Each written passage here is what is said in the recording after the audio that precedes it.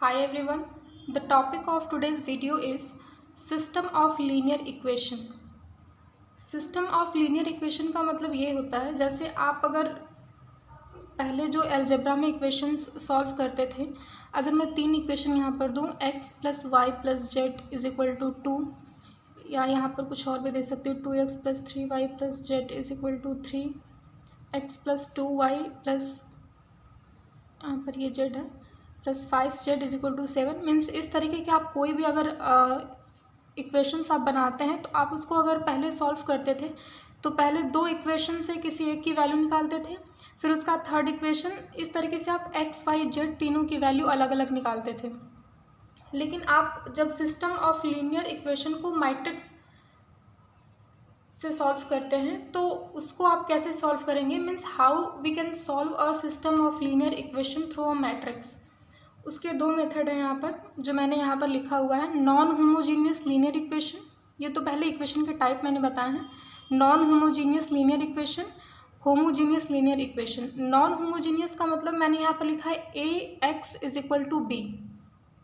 ax का मतलब ये है, जैसे मैंने ये इक्वेशन तीनों यहाँ पर लिखा, a पार्ट जो है वो मैट्रिक्स है कोफिशिएंट ऑफ वेरिएबल्स, मीन्स यहाँ पर अगर मैं इसका मैट्रिक्स a लिखूँ तो बनेगा आपका जो वेरिएबल हैं उनके कोफिशिएंट से जो मैट्रिक्स बनती है वो मैट्रिक्स ए, उसको हम यहाँ पर कॉल कर रहे हैं। तो यहाँ पर अगर मैं मैट्रिक्स ए की बात करूँ तो 1 वाई के कोफिशिएंट 1 3 2, मैं यहाँ पर कॉलम वाइज लिख रही हूँ तो 1 3 2, और जेड के क्या आगे 1 1 एंड 5।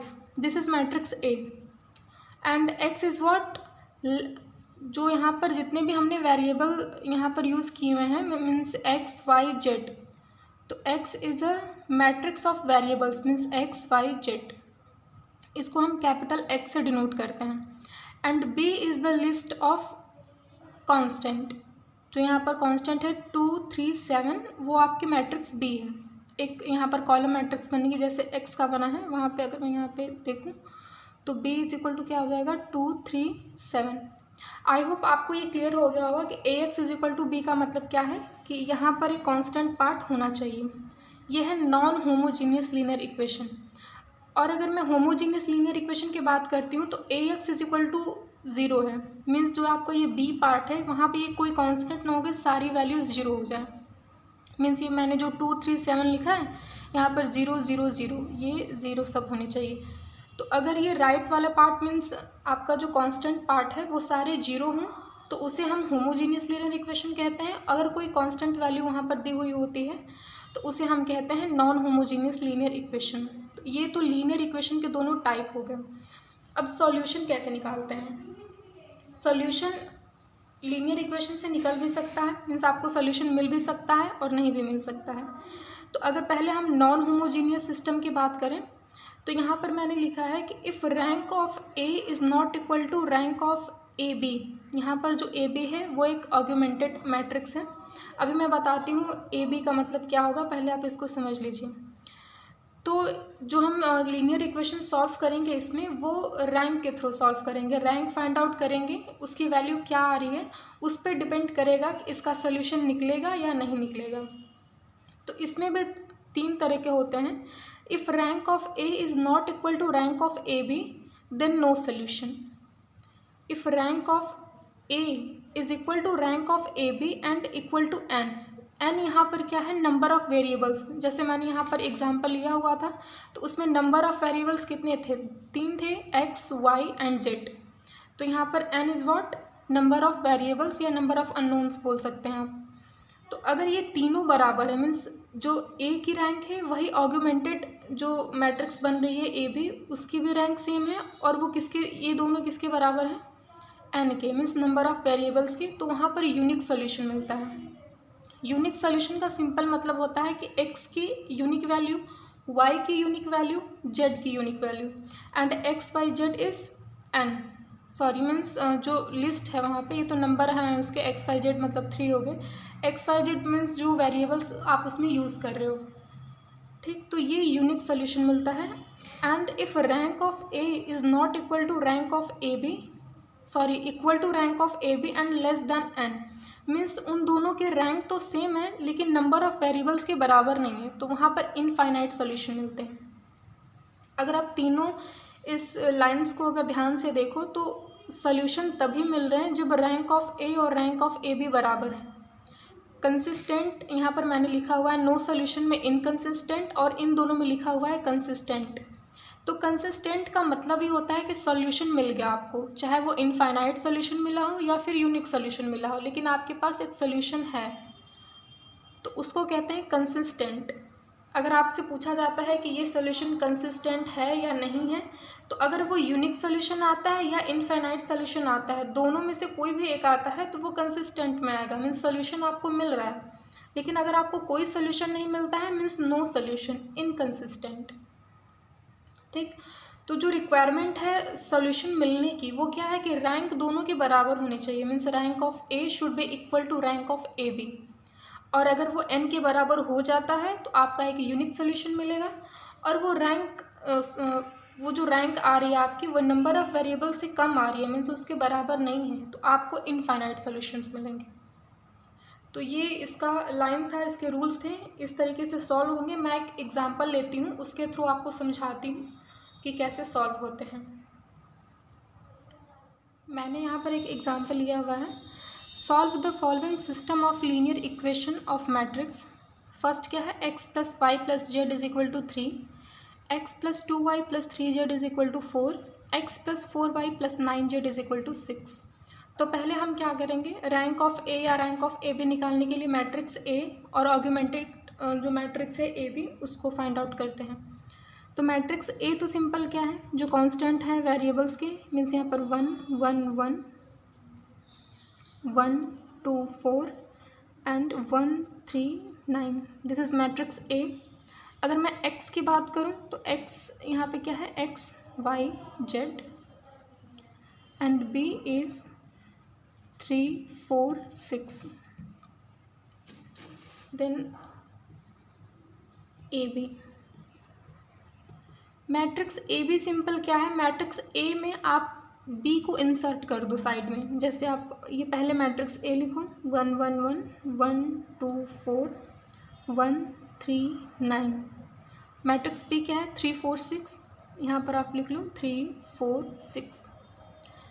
अब आपको अलग अलग ये सॉल्व करने की ज़रूरत नहीं है कि एक बार आप मैट्रिक्स ए को सॉल्व करके रैंक निकाल रहे हैं, एक बार मैट्रिक्स बी ए बी को सॉल्व करके रैंक निकाल रहे हैं। ये सिंपली एक ही मैट्रिक्स में हो सकता है। आप यहाँ पर ए और ए बी को अलग रखने के लिए थोड़े से डॉट साइन बना दो, ताकि आपको समझ में आए कि आप ए कहाँ तक है और पूरी मैट्रिक्स ए बी कहाँ तक है। ये नहीं बनाते हो तो चलेगा, सिर्फ मैं आपको समझाने की वजह से ऐसे डॉट्स बना रही हूँ। ठीक है, तो अब आपको क्या करना है, रैंक निकालना है। तो रैंक निकालने के लिए सिंपली हम क्या यूज़ करते हैं, एक्लॉन फॉर्म। यूज़ करने को आप कोई भी कर सकते हैं, नॉर्मल फॉर्म भी यूज़ हम कर सकते हैं, बट वी प्रेफर एक्लॉन फॉर्म। ये सिंपल होता है, इसमें सिंपल क्या करना होता है, अपर ट्रायंगुलर फॉर्म में कन्वर्ट करना होता है, वो काफ़ी सिंपल होता है। ठीक है, तो इसको पहले तो आपको सेलेक्ट करना पड़ेगा डायगोनल। अब आप इसमें कंफ्यूज नहीं होना है कि अगर ये 3 रहता तो डायगोनल तो सिर्फ ये हो जाता, लेकिन अगर हम पूरी मैट्रिक्स के बारे में बात करें तो डायगोनल क्या होगा। जो मेन प्रॉब्लम होती है ज़्यादातर यही लोगों को समझने में होती है कि इसका डायगोनल क्या लें। तो डायगोनल आप ए के हिसाब से लो ना। अगर मान लो अगर आप ये ले लेते हो, ठीक है, ये जो मैंने बोला 1 3 6, तो फिर ये डायगोनल नहीं हुआ ना। डायगोनल का मतलब होता है कि आप एक ये कोने वाले नंबर से स्टार्ट करो, जो कॉर्नर में नंबर होता है वहाँ से स्टार्ट करो। तो अगर आप यहाँ से स्टार्ट करते हो तो डायगोनल क्या बनता है, 1 to 9 वाला पार्ट ही बनता है डायगोनल। इसके नीचे वाले एलिमेंट्स को जीरो करो, वो एक्लॉन फॉर्म में कन्वर्ट होंगे, फिर नंबर ऑफ नॉन ज़ीरो रोज जितने होंगे वो आपका क्या बन जाएगा, रैंक ऑफ मैट्रिक्स। तो आपको यही डायगोनल लेके चलना है 1 to 9 वाले को। ठीक, तो मीन्स आपको 1 1 4 इन तीनों को क्या करना है, 0। तो आप यहाँ पे कर लो ऐसे। पहले आप क्या चेंज करोगे, इसको 0 करना है, इसको 0, तो ऑपरेशन लगाओ, R2 change into R2 minus R1 and R3 change into R3 minus R1।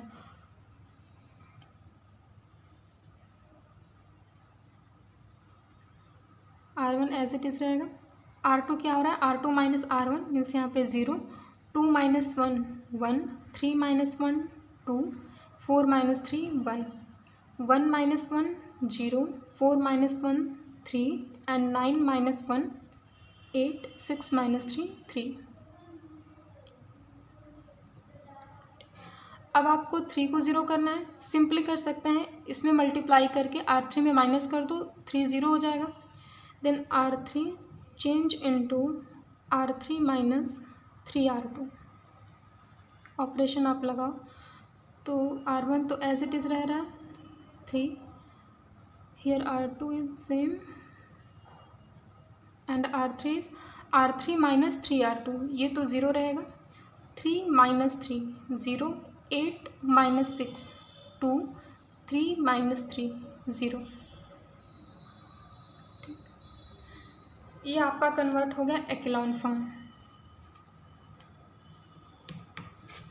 तो अगर आप ध्यान से देखो तो ये तीनों जो एलिमेंट्स थे वो 0 हो गए हैं, डायगोनल के नीचे वाले एलिमेंट्स क्या हो गए 0, ये प्रॉपर एक्लॉन फॉर्म में कन्वर्ट हो गया।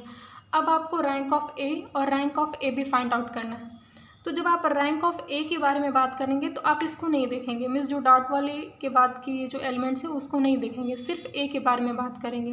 तो अगर मैं इसको बंद कर दूं तो और इसमें पूछूं कि जितने आपको देख रही है मीन्स मैट्रिक्स ए जो है उसमें नंबर ऑफ नॉन ज़ीरो रोज कितने हैं, तो 3 है, क्योंकि किसी में भी पूरे एलिमेंट जो हैं किसी भी रो के वो 0 नहीं है।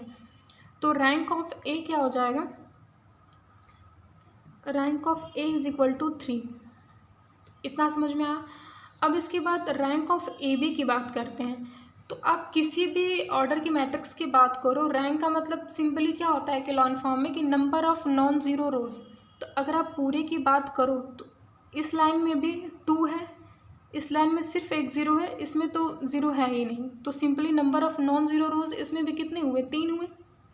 अगर ये एलिमेंट 0 रहता तो ये नहीं काउंट करते, पूरे एलिमेंट 0 हो जाते तो 2 होता, लेकिन यहाँ पे 2 है जो इंक्लूड हो रहा है मैट्रिक्स ए में भी और मैट्रिक्स ए बी में भी। तो रैंक ऑफ ए बी 3 आया है। और अगर हम रैंक ऑफ ए बी की बात करें तो वो भी क्या आ रही है 3। और अगर मैं यहाँ बात करूँ एन की, मीन्स नंबर ऑफ वेरिएबल्स की, तो वो भी क्या है 3 है, एक्स वाई जेड थे। तो यहाँ पर कंक्लूजन क्या निकल के आता है, rank of A equal to rank of A B equal to n. ये तीनों ही क्या है 3 के इक्वल है। इसका मतलब क्या हुआ, और ये कंडीशन क्या थी यहाँ पर अगर मैं आपको दिखाऊं, rank of A equal to rank of A B equal to n, unique solution.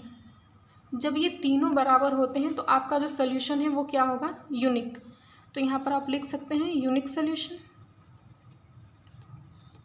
जो तीनों कंडीशन है, unique solution, no solution and infinite solution, वो आपको याद रखने पड़ेंगे। याद रखने का सिंपल तरीका है कि पहले तो आप जब रैंक चेक करते हैं, अगर रैंक बराबर नहीं आती है तो और कुछ चेक करने की ज़रूरत है नहीं। रैंक बराबर नहीं है मतलब उसका कोई सोल्यूशन नहीं है, नो सोल्यूशन। अगर rank of A rank of A B की बराबर आती है तो आपको ये चेक करना पड़ेगा कि वो एन के बराबर है या नहीं है। अगर एन के बराबर हो जाती है तो यूनिक सोल्यूशन।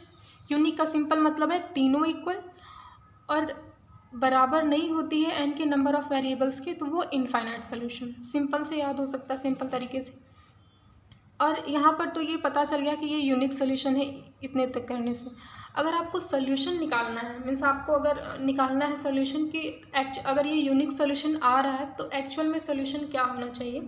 तो जो आपको एक्लॉन फॉर्म में कन्वर्ट होने के बाद मैट्रिक्स मिली है ये वाली 1 1 3 1 1 1 3 0 1 2 1 0 0 2 0, तो आप क्या करोगे, यहाँ से सिंपली एक इक्वेशन बनाओगे एक्स वाई जेड के फॉर्म में और वहाँ से वैल्यू निकालोगे एक्स वाई जेड की। तो ये तो मैट्रिक्स बी था, ये वाला पार्ट मैट्रिक्स बी का है। अब इसमें आप मल्टीप्लाई करो एक्स वाई जेड से और इक्वेशन बनाओ। तो अगर मैं इसको लेके बात करूँ तो इक्वेशन क्या बनेंगे, फर्स्ट इक्वेशन क्या बनेगा, x plus y plus z is equal to 3। X multiply कर रहे हो, x plus y plus z is equal to 3। X में 0 का मल्टीप्लाई करोगे तो एक्स हट जाएगा क्योंकि 0 हो जाएगी value. Y plus 2z means y plus 2z is equal to 1 and here x and y both will be 0, 2z is equal to 0। 2z is equal to 0। यहाँ से x y z की value निकाल लोगे। तो अगर मैं value यहाँ पर चेक करूँ तो 2z is equal to 0 means what, z is equal to 0। और अगर z इज इक्वल टू 0 आता है, z की वैल्यू यहाँ पर आप पुट करो तो ये टर्म पूरा total 0 and y will be 1, then y is equal to 1, z is equal to 0, y is equal to 1। यहाँ पर z को आपने 0 रखा, y की वैल्यू 1 रखा, देन x विल बी 2। तो इसका जो सोल्यूशन हुआ x is equal to 2, y is equal to 1 and z is equal to 0 and this is unique solution of this system of linear equation. तो इस तरीके से हम सॉल्व करते हैं सिस्टम ऑफ लीनियर इक्वेशन को। तो आज की वीडियो में हमने बात किया है नॉन होमोजीनियस लीनियर इक्वेशन के बारे में। नेक्स्ट वीडियो में हम होमोजीनियस के बारे में बात करेंगे। इस वीडियो में अभी तक इतना ही है। तो अगर वीडियो पसंद आई हो, अच्छी लगी, आपको समझ में आए हो, तो प्लीज़ वीडियो को लाइक, शेयर और सब्सक्राइब कीजिए। Thank you.